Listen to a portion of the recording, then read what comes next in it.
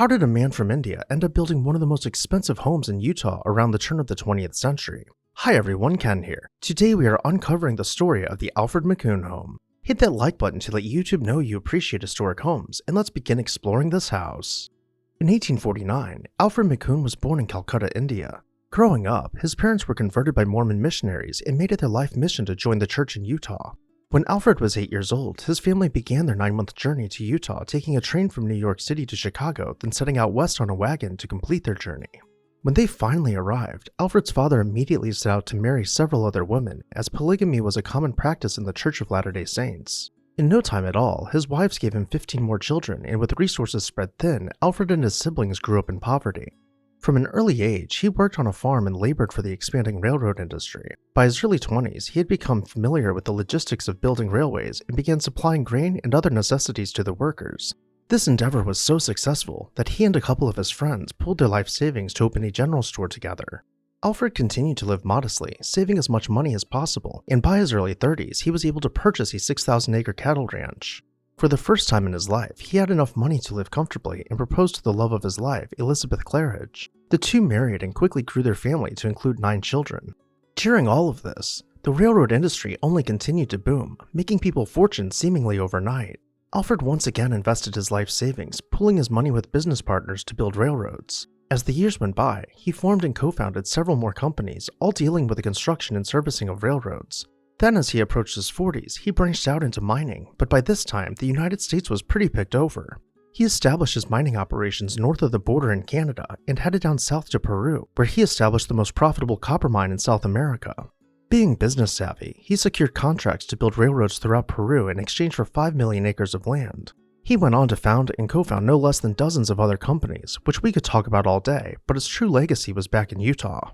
Now approaching his 50s, Alfred and Elizabeth rented Gardo House from the Church of Latter-day Saints. We recently toured Gardo House in this video, and if you haven't seen it yet, I'll have it linked at the end of this one. While living in Gardo House, the couple hired architect S.C. Dallas to design for them what would become the most palatial mansion in Salt Lake City.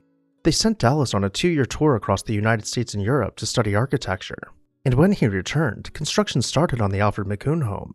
Crafted from red Utah sandstone, no expense was spared on the 21-room mansion. In total, the mansion cost a whopping $1 million, or the modern-day equivalent of nearly $37 million when adjusting for inflation alone. And if you're wondering how the house racked up such an astronomical price tag, just wait until we go inside. After passing through the vestibule, we arrive in the main hall, facing the grand staircase below a hand-stenciled coffered ceiling. First, we would be ushered into the reception room, and while the festoon frieze and ornate plaster ceiling are original, we'll find that the rooms lack their original furnishings. Making our way back out into the main hall, we pass by a floor-to-ceiling Nubian marble fireplace. From extensive artisan work to rare materials such as imported white African mahogany and English oak, the dollar signs start adding up. Even the servant staircase, which no guest would have ever seen, was finer than the grand staircases found in upper-middle-class homes in the area. But we won't take the servant stairs. Let's return to the grand staircase to continue exploring the public rooms. Reaching the top of the stairs, we look out over the atrium, illuminated by an artificial leaded skylight. The second floor was arranged to hold a combination of both public and private rooms. As we round the landing, we find ourselves in the central hall overlooking the atrium beyond a delicately carved arcade. This leads us to the curio room, with vaulted ceilings soaring overhead and a cozy ingle nook boasting built-in seating and intricate relief work. To the other end of the house, we find Alfred's bedroom with rounded walls and a pointed Gothic mirror built into the fireplace's upper mantel. At this point, around the turn of the century, this 4-piece bathroom with indoor plumbing, a fireplace, a stained glass window, and marble cladding the floor, walls, and ceilings was considered the epitome of luxury. But for all of the spaces we have seen so far, none can compete with what we will find up on the 3rd floor. Up here we discover the ballroom with gilded plasterwork, imported mirrors, and marble pilasters flanking a series of archways. The ballroom opens into the banquet hall, where we can imagine the McCunes hosting hundreds of guests, all dressed at the height of Edwardian fashion. Alfred and Elizabeth enjoyed living in the house for 19 years, entertaining their friends and leaders of industry. As Alfred entered his 70s, his health began to slip, and doctors advised him to move near the ocean for his health, a common prescription for the wealthy of the era. He and Elizabeth purchased a home in Los Angeles and donated their Salt Lake City house to the Church of Latter-day Saints, but they wouldn't be gone for long.